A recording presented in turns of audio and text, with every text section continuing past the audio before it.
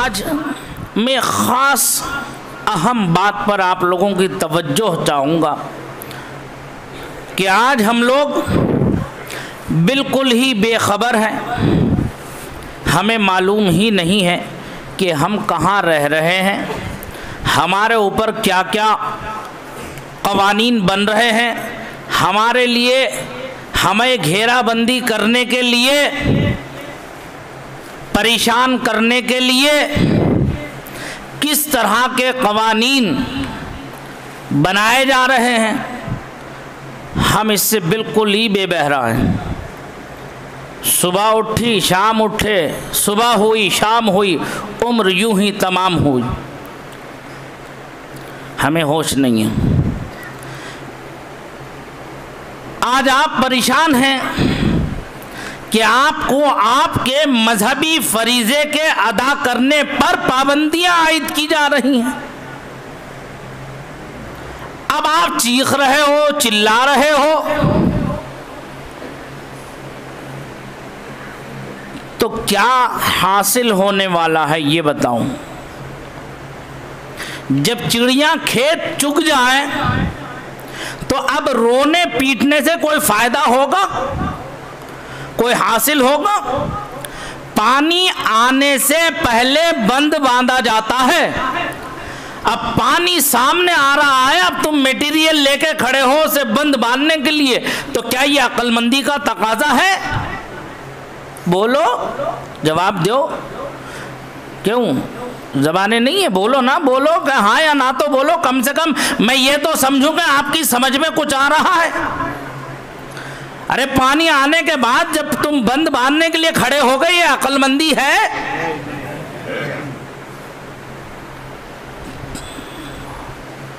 यही देखो, इस्लाम से दूर हो जाओगे, आकामे कुरान आकामे रसूल से दूर हो जाओगे तो तबाही के दहाने पर खड़े हो जाओगे, फिर तुम्हें कोई बचा नहीं सकता। अल्लाह और उसके रसूल के फरमान के खिलाफ अगर तुमने अपनी ज़िंदगी का मामूल बना लिया तो तुम्हारी हलाकत को कोई रोक नहीं सकता, तुम्हारी तबाही को कोई बचा नहीं सकता।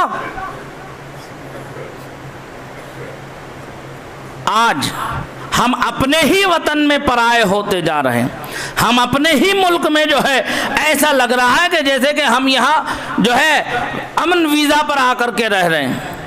हमारे बाप दादा, लकड़दादा, सकरदादा, परदादा सब इसी वतन के आबाद, इसी वतन में बूदोबाश करने वाले, पैदा होने वाले, इसी वतन की मिट्टी में दफन होने वाले।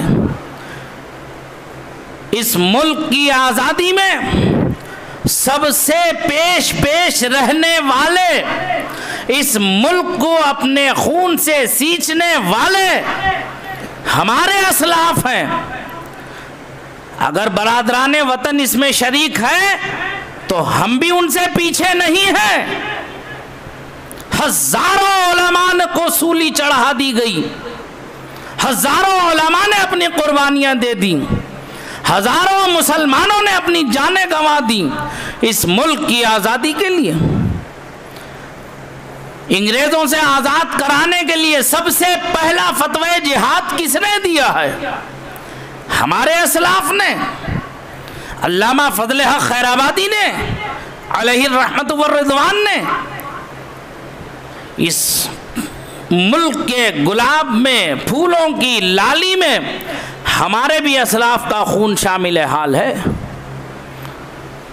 कोई अगर ये कहे कि ये हमारा मुल्क है, अरे तुम्हारा कैसे हो जाएगा? जितना तुम्हारा हक है उतना हमारा भी इस मुल्क पर हक है, उतना ही इख्तियार हमारा भी है। ये जमहूरी मुल्क है, इसमें किसी पर मजहबी पाबंदी आयद नहीं की जा सकती। आईन ने जब हमें यह इख्तियार दिया है, आईन ने जब हमें यह हक दिया है, तो कोई और क्या होता है कि जो हम पर पाबंदियां आयद करे? लेकिन ये हमारी गफलतें हैं, ये हमारी गफलतें हैं कि हम अपने आपस में लड़ भिड़ रहे हैं। दुश्मन ने कामयाब हथियार इस्तेमाल किया है कि इन्हें आपस में लड़ा दो, पार्टी पार्टी कर दो और तुम अपना काम निकाल के सीधे चले जाओ। तुम्हारे पास अगर कोई ताकत है तो वो वोट की ताकत है, लेकिन तुम उसे भी सही से इस्तेमाल करना नहीं जानते। तुम्हारे पास ताकत है जो आईन ने तुम्हें दिया है उसका इस्तेमाल नहीं करते। कितने लोग ऐसे हैं जिनके आइडेंटिटी बनी हुई है, आईडी कार्ड बने हुए हैं, नेशनलिटी के कार्ड बने हुए हैं, और कितने लोग ऐसे हैं जिसमें नामों में मिस्टेक और स्पेलिंगों में गलतियां वाक़ हैं। क्या कभी इस पर तवज्जो दी कि हम इसे दुरुस्त करा लें?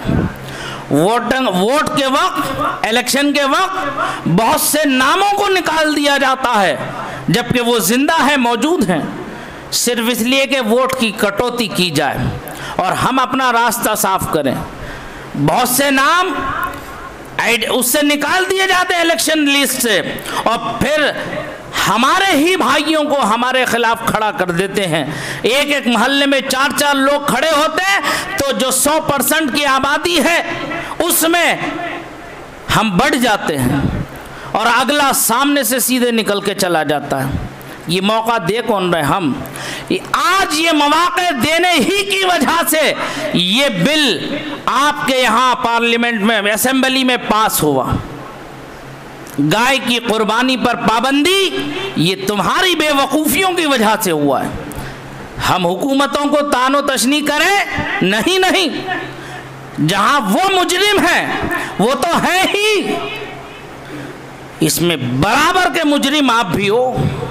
मेरी कौम के वो जियाले भी हैं, मेरी कौम के वो अफराद भी हैं जो होशो हवास में रहते हुए अपने हक का इस्तेमाल न कर सके।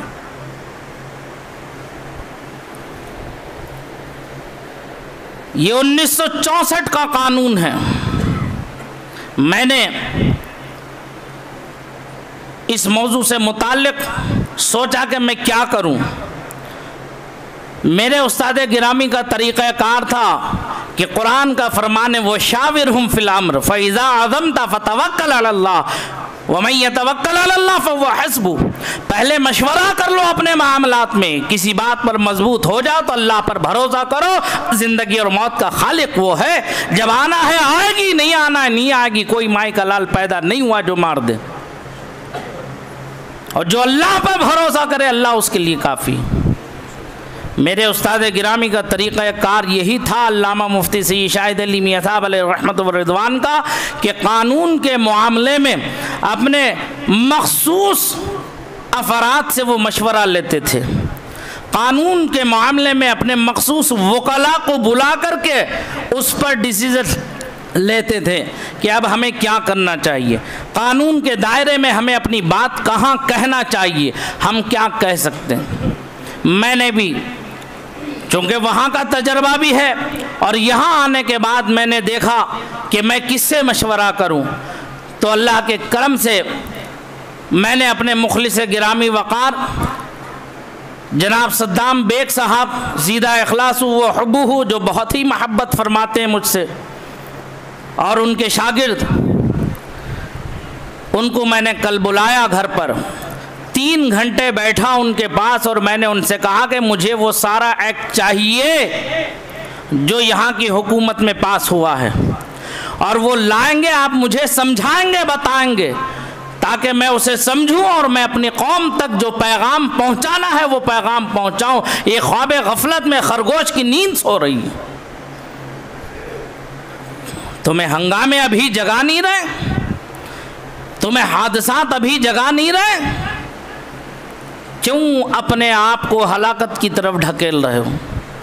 देखो तुम्हारे साथ क्या क्या हो रहा है और क्या क्या होने वाला है।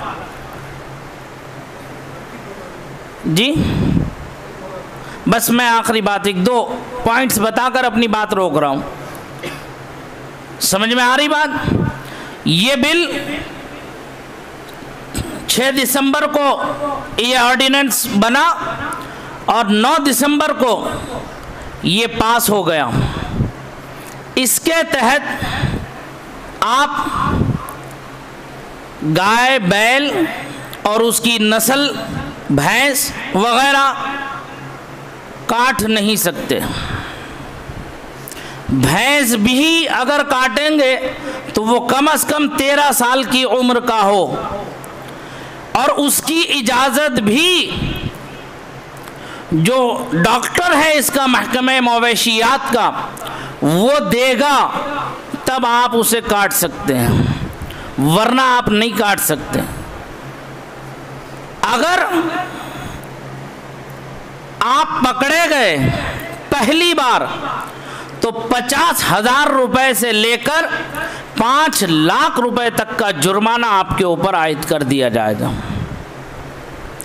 अगर दूसरी बार पकड़े गए तो 1 लाख रुपए से लेकर 10 लाख रुपए तक का जुर्माना, ये जज पर है कि कितना जुर्माना डालेगा आपके ऊपर। ये है। इसमें जो एक ख़ास बात ये है, जो आर्टिकल 8 में है इसका कानून का नाम है the Karnataka prevention of slaughter and preservation of cattle bill 2020। और ये जो 1964 का था, ये जो था the Karnataka prevention of cow slaughter and cattle prevention act 1964, इसमें जो था अगर पकड़े जाने पर 2,000 रुपए का जुर्माना और जो है 3 साल की सज़ा। लेकिन इसमें जो नया बिल है इसमें 3 साल से लेकर 7 साल तक की सज़ा है पहली बार, ये भी जज तय करेगा, और दूसरी बार पकड़े जाने पर तो 7 साल की सज़ा है ही।